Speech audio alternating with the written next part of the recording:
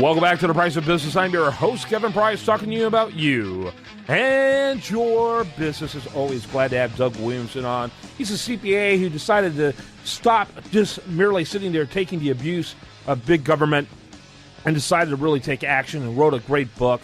And I love the book, Thoughts of an American Taxpayer. What I like about it is that it's not one of these typical policy wonk type books, but really an emotional, almost manifesto that's still very factual, written obviously by someone with financial background, in your case, a CPA. And it's just a phenomenal book. I love it. And now you've got a new website. I want to make sure I mentioned that early. What's that website? It's the patriotsview.com, www.thepatriotsview.com. Love that website, too. Congratulations on that. Thank you, Kevin. And my understanding, didn't you recently do a book signing? Well, we're getting ready to do it in New York either in November or December. I haven't made up my mind which month I'm going, but Tate's doing a deal in New York, and that was the one that published the updated book. You know, the original one was done by Ex Libris. And Tate did this one, and they're going to do a little deal in New York, go through Fox News Channel and a few other things that we're going to do up in New York. So I'll be pretty excited. Hopefully we'll start getting this thing out there where people can start learning about the people in D.C. You know? Well, and to me, it's a great guide, especially as we continue to, chat as we go into the election cycle, which is one of the reasons why we got you back on to help us through 2016. Is that I think you provide some solid benchmarks, some solid tools to help people think about who they should vote for and how to hold those politicians accountable. Exactly, Kevin. I tell you, it's getting where it's all about them up there. Like every one of them, and no matter if they have an RD or an I behind their names, it's like they just want to stay up there in D.C. and they got to live in this big cocoon. They have no clue what's going on at the ground level. Yeah, no question about it. No question about it. So let me ask you a little bit. First of all, talk to me a little bit about what you see happening in the political front. I was shocked to see a guy that you and I both like, Scott Walker Bell. I was just really quite disappointed by that. I was too. I mean, Scott, he fought all the unions up there in Wisconsin and everything, and he's got a great head on his shoulders and probably one of the leading candidates, I thought, or should have been. And I don't know what happened there. I guess... I don't know if it's the money. Probably just a money issue for him, probably. Yeah. Well, they say at his very last town hall meeting in Iowa, he had 40 attendants. Oh. And when you have 40 attendants, you're done. You're done. You're exactly right. Yeah. It's an incredible. I mean, he's the first candidate, frankly, that I've gotten excited about. But I'll remind the listener: Ronald Reagan ran in 72, 76, and finally got elected in 80. And so don't be done with Scott Walker yet. Exactly. And so it came very close to striking in 76, was an afterthought. Actually, I think it was 68. It was an afterthought, in 68. It's like, what's that actor guy doing running?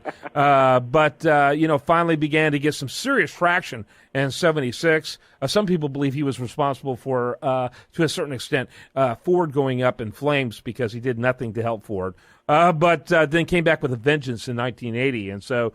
I think he won every state but one. Is that not correct? Yes, absolutely. He actually, that was his re-election. He won. Okay. But yeah, it was still one of the biggest electoral victories ever. It was second only to Herbert Hoover's defeat for an incumbent, and that goes without saying. There you go. So, talk a little bit about what you're thinking. Now that the Republicans, to me, recently, and you and I talked about this the last time you were on the show. Ted Cruz took. Members of the Senate, and particularly Mitch McConnell and that leadership, to task for how they do things, how they conduct themselves. What kind of things do you think, and I was inspired by that, I'm sure you were as well, but what kind of things do you think this Congress can do to redeem itself? Now you got Boehner gone, and the question is who's going to replace him, and I think it's going to be Boehner's mini-me, I'm afraid. Scott McCarthy. McCarthy. Kevin McCarthy. Yeah, Kevin McCarthy. I'm afraid that he's going to do it. I was actually hoping, and I'm no Paul Ryan fan, but Paul Ryan seemed to me, and he's taking himself out of the race. He was kind of the golden mean, I thought, between the hardcore conservatives and the establishment, that guy who could kind of understand both sides. I think he would have been a refreshing improvement over Boehner, but he took himself out. So it looks like our choices are really hardcore conservative guys, Jeb Hesling, who's already taken himself out, those type of personalities, and establishment guys like McCarthy. And I don't think either one of them would be particularly effective based on the dynamics of the House today. What do you think? I think his only competition is this Daniel Webster, right? And I know very little about him, and of course I've been swamped with my September 15th and October 15th deadline thanks to the IRS, and everything. So I've been sort of hunkered down here in my office and working away on tax returns and everything. I tell you, the tax law just keeps on changing, Kevin, and it's just I don't know what's going on in D.C. I mean, it's just I don't know why we can't. And it affect my business. I do a lot of management advisory service as well, but I just this tax, over 100 years ago, this country had zero taxes, and is the most prosperous in the world. And I just don't know why we cannot get back there. Because if you think about it today, I see some really good tax returns come through here, giving the government a lot of money. I mean, you sit there thinking about a guy giving 50, and we're in Texas where there's no state income tax, 50 to 60%, with all the phase outs and adjustments and all that to the government, just so they can just waste it. I mean, and they still build up an $18 trillion debt. I mean, it's just amazing. Yeah, it's unbelievable. So I know I got off the page here for a second, but I mean, it's just I'm sitting there talking about current affairs here because this IRS is just amazing, and they think that since Lois Lerner's not in prison, that they're sort of emboldened right now, and they're just hard to deal with. Yeah, no question about it. By the way, we were talking a little bit about Scott Walker's departure. Who benefits from that? I think Donald Trump is not going to be able to get more than 30% of the vote. I think whoever supports him now are the only ones that are going to support him. And I think people that peel off, that are more, realistic, legitimate, if you want to call them that, candidates, as they peel off, they're going to gravitate towards other more legitimate traditional candidates. What's your thoughts? Yeah, I think if Walker leaving, I think it's probably going to go, the voters will probably go to more like a Cruz or a Rand Paul or someone like that. I don't know if they'll go to Donald. I mean, Donald's just out there, saying what he means and means what he says. I mean, he's just, he's turned into a politician. Yeah. He's sort of, hiding behind, everything and just, I don't know. I shouldn't say hiding because, I mean, he may mean it. I mean, the guy was a Democrat how many years ago? And he deals up with to 2 or 3 years ago. They keep trying to compare him. His proponents keep comparing him to Ronald Reagan, and I'm like going, Ronald Reagan's conversion happened over decades. Right. And when Ronald Reagan was a Democrat, the Democrats were a pretty conservative party back then. And so you remember Reagan used to say, I didn't lead the Democratic Party left me. Exactly. I think Donald Trump is really, I think he's a charlatan, basically. I really do. I think it's laughable for him to run as a Democrat because of his business backing and background. But I think his convictions are an inch deep, and I'm not even sure if they're a mile wide. Right. I tell you this, Carson seems to be coming on, and Carly seems to be up, coming up a little bit too as well. So I mean, I don't know. I mean, it's we have some really good candidates out there, and someone like Ted or someone like that would grab Ben and say, hey, let's just go ahead and put our ticket together right now and just announce that. I don't know if that wouldn't be a bad idea. That sure would be innovative. It certainly would be. I'd say, hey, you guys say which one you want president, which one you want VP. Yeah. Trouble is, one job is actually substantial, and the other one means going to funerals. But there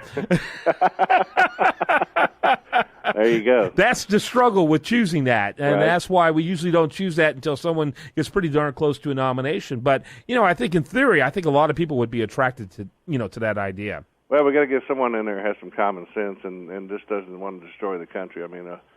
Barack Hussein Obama, his whole strategy has been to destroy the country. I mean, it's from day one. I mean, he hates his country. Everybody in his family hates the country, So, I mean, it's just amazing that I think more and more people are seeing that today.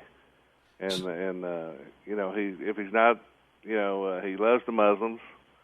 It's just, he loves everybody that is not important to us. I mean, we love the Christians, I'm not saying all Muslims are bad because they're not. I mean, there's some really good Muslims out there, but I mean, it's just the way he I mean, you hardly ever hear him talk about God or anything else. Yeah. Or love a country, or the American flag. I mean, it's hard to even get him to lower the flag when some hero of ours is shot, at the White House. It's just, I can't believe. I mean, I haven't talked to any of my military friends in a while, but it's got to be a struggle for them right now serving under this guy. I'm one of those kind of kumbaya, kind of guys. I'm perfectly happy with people regardless of their religious background. Right. But when it becomes hostile to Christians, what's bothering me is not the idea of a truly pluralistic society, because that's what a free society looks like.